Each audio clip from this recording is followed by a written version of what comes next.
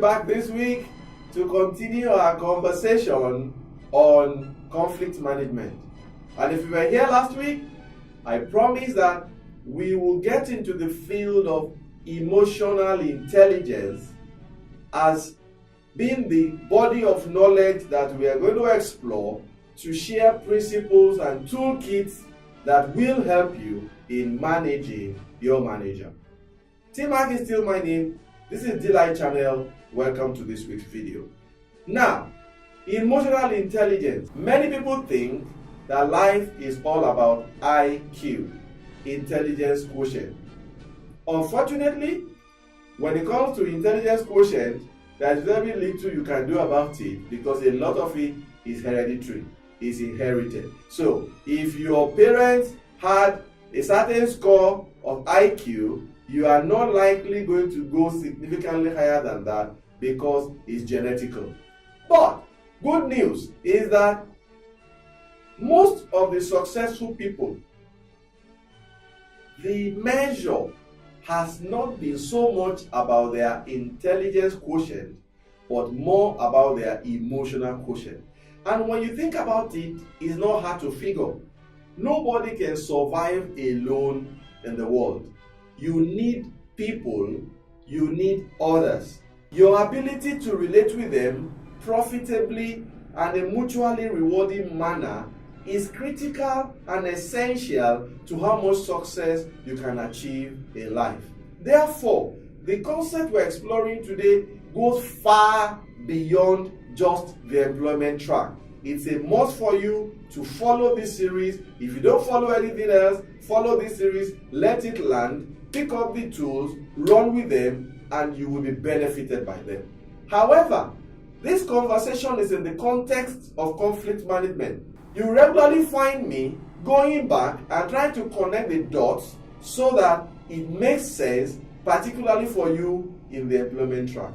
So, emotional intelligence. What does that mean? At the center of emotional intelligence is emotion. And I will talk about emotion every time I teach this as energy in motion. And I want you to stop and dwell on that for a few seconds. Everything we are as human beings is wrapped around our emotions, our interactions. As a matter of fact, I've been doing some study around robots and robotic science, and you will find out that one of the gaps that part of science is trying to solve is to find a way in which robots can become emotional creatures. They can transmit their own emotions. They can read the emotions of human beings and take that emotion to guide what they do. That is a very fertile area of research, and I have my eyes on that. Because as human beings, that is what encapsulates our experiences. Everything we do, how we do it, why we do it, is revolved and woven by our emotions, which come from our experiences. Therefore, when we talk about emotional intelligence, when we talk about emotional quotient, what we are saying is your ability as an individual to be one, aware of your own emotions. Two, be in control of that emotions. Manage it. Because now that you know, you are able to manage it. And then three, based on your awareness and capacity to manage yourself, you can sense the emotions of those around you, either as a community or an individual. And four, you can use that knowledge to also manage their own emotions. Why? So that whatever objective you want to achieve can be achieved.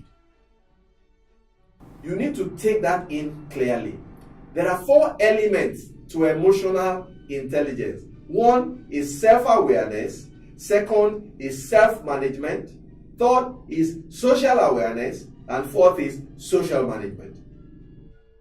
We will be unpacking the four in the course of the weeks ahead so that you know what each entails, and then we will focus on How can you become emotionally intelligent so that when we then go back to the concept of conflict management, you just get it as to why you have to do things differently. So, as I learned this week in moving forward, I would like to share this with you. If you cannot manage your emotions, you are not likely going to succeed in your relationships. And if you do not succeed in your relationships, you are not likely going to succeed in life. It is just the way it is. Therefore, as we go this week, next week, we will come down from like 30,000 feet above sea level in this subject and see how we can get to like 15,000 feet and get into some more details of what does self-awareness mean? What does self-management mean? What does social awareness mean? And what does social management mean? And then we'll tie the four together and then we'll see how we can land that on conflict management. Yes, it's getting a bit technical. Watch this again if you have to do that, so that this can settle, because it may be all that will be the game changer for you as you continue in your employment track. Thank you very much for being here again this week. I appreciate your presence all the time. T-Mark is still my name, and all I'm trying to do is what? Make a little difference. Make it a date next week, and then we'll continue the conversation. Thank you, and bye.